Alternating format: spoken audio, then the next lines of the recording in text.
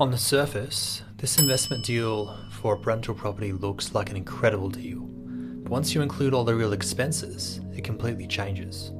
Let me show you exactly what I mean, because this is where a lot of investors get it wrong. This is a property in Dallas, priced at about $181,000, renting for $1,740 per month.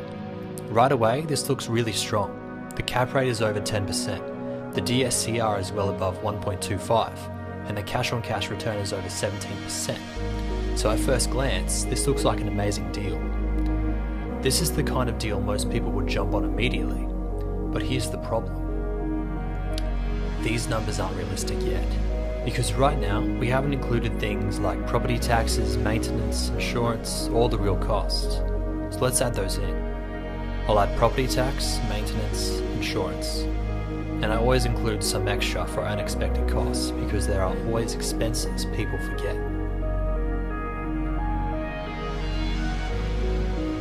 Now look what happens. The cap rate drops to around 6.7, the DSCR falls to just over 1, and the cash-on-cash return drops to 2%. So this completely changes the deal. This went from looking like an incredible investment to just an okay deal.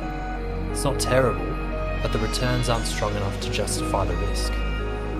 This is the kind of deal that traps a lot of investors, because on paper, it looks great, but in reality, it doesn't perform.